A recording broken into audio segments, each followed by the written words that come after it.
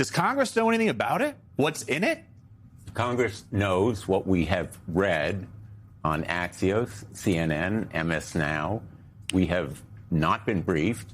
And by the way, we have never received accurate numbers as to the costs of this war, even though we've demanded them in classified settings repeatedly as well as in public. And the answer to your question is, what do we have to show for all of these costs, including rising gas prices at the pump and the grocery stores, in everything from mattresses to medical devices? And the impact on the world economy will reverberate for months to come. People are paying a price for this senseless war. Donald Trump's MO is to overpromise and underperform and then try to change the subject. So going to Simone's question, the signature, the second, in fact, because they did one earlier in the week digitally, and they're going to do another one on Friday, it's all performative. Now you see it, now you don't. The war's over. Donald Trump says, oh, they should retain those missiles. Oh, they should receive $300 billion in reconstruction funding and unfreezing the assets and all kinds of other concessions, which is why the New York Times says we lost this war. Well, if President Obama had ever engaged in an agreement like this, I think they'd be calling for his impeachment on Capitol Hill on the Republican side. Sorry. No, you're going exactly where I'm going to land my plane, right in the middle of the table. Because, Senator, this MOU, I don't care how y'all dress it up out there in MAGA world, in MAGA space, the White House, whatever. This is the ultimate capitulation. This is the great negotiator giving the Ayatollah everything basically the Ayatollah want. And the cherry on the top, sir, correct me if I'm wrong, is that when you look at aspects of this agreement, this memorandum, how far removed are we from what, as you just mentioned, Luke, President Obama put into effect, working with the Senate, 2 years to put into place. Donald Trump comes along, craps all over it, tears it up, right? And gets back and puts out a piece of paper, Simone, with the exact same approach to it. But no, wait, there's more.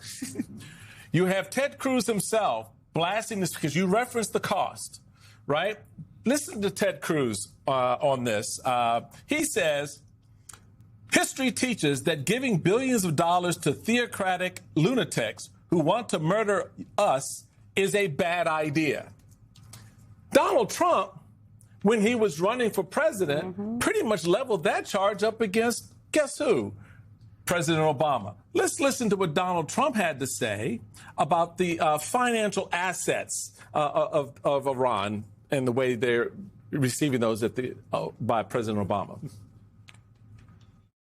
Certainly would never have made that horrible, disgusting, absolutely incompetent deal with Iran, where they get $150 billion. When I look at the Iran deal and how bad a deal it is for us, it's a one-sided transaction where we're giving back $150 billion to a terrorist state. Over $100 billion its government could use to fund terrorism. $150 billion, $1.8 billion in cash for nothing. $1.7 billion was taken out of the banks and given to Iran. And this now wants to do $300 billion. So tell me, help me understand how this deal makes any sense. This deal makes no sense. And in fact, that $300 billion is serious stuff because there's no restriction on how Iran can use it. Exactly. In fact, they can finance Hezbollah, Hamas, the to Houthis. Rebuild Iran. And they will strengthen their own position. This theocratic regime that, remember, Donald Trump wanted to topple. That was his main objective. He boasted they were going to take them out. Bibi partly talked him into it on the promise that they were going to change regimes, on the nuclear material, on the missiles. He has said they can go ahead and keep them, at least temporarily. And all of these objectives were unaccomplished And in fact, he has left them stronger because of the $300 billion and because of the unfreezing of their own assets. That's another tens of billions of dollars. And the lifting of sanctions. All of them are liberating this autocratic, theocratic regime. Then what did 13 service members, 13 patriots, give their lives for? Why are our sons and daughters and aunts and uncles and mothers and fathers and sisters and brothers and somebody's cousins and titis out there right now in a war zone risking their lives? 13 service members died, but scores more have been injured. What is all of this for then? Our servicemen and women were killed, but also hundreds injured, and they will bear the scars of that war for their lifetimes. And let's not forget, Simone, the United States of America is responsible for thousands of Iranians who lost their lives, civilians, women and children. The costs of this war are also in our standing around the world. As the saying has gained currency now, Iran took our best punch, and they're in a stronger position now. They control the Strait of Hormuz, and they have the $300 billion or more that they can use in any way they want. I think that this is really a Neville Chamberlain moment.